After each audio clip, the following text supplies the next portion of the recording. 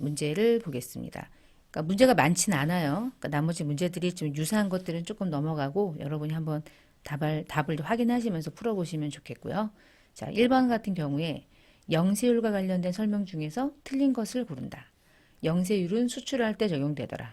영세율은 면세라고 하는 이 제도를 말하는 게 아니라 세금을 매입세액은 다 돌려받고 매출세액은 제로가 되기 때문에 완전 면세 제도에 해당된다.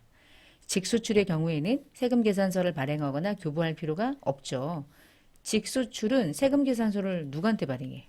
아프리카 사람한테? 못하죠. 그래서 3번 소비지구 과세 원칙 구현하기 위한 제도 맞죠? 답은 틀린 설명으로 세 번째. 자, 두 번째 영세율과 면세에 대한 설명 중에서 옳지 않은 것은 면세사업자는 부가세 신고를 하지 않는다. 납세 의무자가 아니다. 맞다. 면세사업자가 영세율을 받으려면 면세 포기를 하면 되죠. 영세율은 부가가치세 부담이 전혀 없다. 그래서 완전 면세 제도에 해당한다. 이것도 맞죠. 면세 제도는 소비주거 과세 원칙을 구현한다. 소비주거 과세 원칙은 영세율에 대한 설명이고요. 부가세의 역진성을 완화하기 위해서 나온 제도다. 뒤에는 맞아. 역진성을 완화하기 위해서 부가가치세를 아예 면제해주는 제도가 면세죠. 그런데 소비지구 과세 원칙을 구현하진 않아요. 자, 이거는 틀린 설명이 되겠죠. 자, 이렇게 3번 문제도 동일한 방식으로 풀어보시고요. 4번도 한번 풀어보시고요. 자, 이제 5번 문제 볼게요. 면세. 부가가치세에서 면세 대상이 아닌 것은 무엇일까요? 약사가 의약품을 조제해 준대요. 면세죠. 수돗물 면세죠. 연탄과 무연탄까지 면세죠. 근데 항공기에 대한 여객 운송 용역은 과세가 되죠. 5번은 4번. 이것은 어떻게 면세를 외우냐, 어떻게 과세를 외우냐 물어본다면 많이 면세 품목이 열거됐던 내역들을 좀 계속 보는 수밖에는 답이 없어요. 그리고 일단 개념은 좀 저렴하게 국민들에게 공급되어야 되는 것들이 면세다. 그러니까 택시부터 과세인데 뭐 택시부터 과세야. 그런데 비행기를 면세해 주겠어? KTX도 과세인데 뭐 이렇게 생각하면 좀 더 편할 거고. 근데 일단 어쨌거나 이 세법이라는 게 이해를 되게 잘해도 암기가 되지 않으면 이런 식의 문제를 좀 풀기가 다소 어렵게 느껴지는 문제도 또 있어요. 그리고 지금 외우는 것들은 아주 빙산의 일각이고 뒤로 가면 외울 것들이 끝도 없이 많죠. 자, 6번에 면세에 해당하지 않는 것. 보험회사 면세, 마을버스, 시내버스 면세, 인터넷 신문 면세. 근데 일반 의약품은 의약품을 조제해 주는 건 면세지만 약품, 펜잘 주세요 이런 것들은 전부 다 과세. 이 의약품을 제조하는 회사가 제약회사가 약을 만들어서 약국에 갖다 놓으면 약국은 그냥 소매하는 형식으로 물건 파는 것뿐이에요. 과세가 되는 거죠. 6번은 3번이 아니고. 자, 뒤에 7번 이런 것들이 전부 다 면세냐 과세냐 이런 것들에 대한 설명이고요. 저는 조금 내려가서 8번 문제 잠깐 볼게요.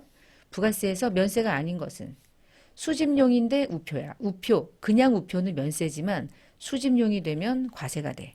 우표의 본질적인 목적은 우편물로 얘가 그 우편물을 보내기 위해서 사용하는 거잖아. 근데 수집용은 그 기능이 아니죠.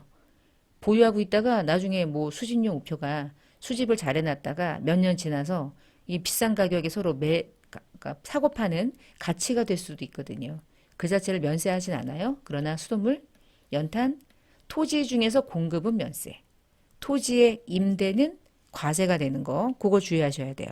그러면 9번으로 가볼까요? 부가세가 면제가 되는 재화나 용역이 아닌 걸 고르래.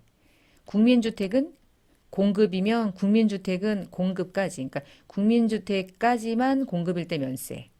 국민주택의 임대는 주택에 관계없이, 아니 국민주택 규모에 관계없이 그냥 주택의 임대는 그 자체가 면세. 국민주택은 공급까지만 면세. 면세 맞죠? 미가공 식료품은 면세. 약사가 제공하는 조제 용역 면세. 그러면 뭐냐 얘가? 나대지가 놀고 있는 땅이란 뜻이야. 나대지. 그러니까 놀고 있어. 이렇게 나댄다 이렇게 생각해. 그 뜻은 아니지만 나대고 놀고 있다. 근데 땅을 임대했대.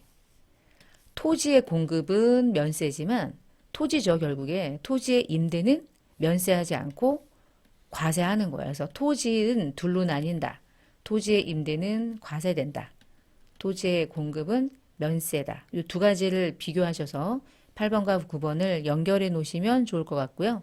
10번에 면세에 해당하는 것들 중에 쭉 골라가지고요. 개수를 맞추는 거예요. 수돗물은 해보니까 뭐예요? 면세죠. 이렇게 해서 외우시는 거지 뭐. 책과 신문, 면세. 가공식료품은 모두 과세. 미가공일 때만 면세. 그러면 얘는 X. 시내버스는 면세. 토지 공급, 면세. 인허가 받은 교육 용역, 면세. 그러면 한 개 빼고 나머지 5개가 전부 다 면세니까요. 답은 5개. 면세에 해당하는 것. 미가공, 가공 요것도 이제 구분하는 거지. 가공되지 아니한 것은 면세. 가공된 건 과세.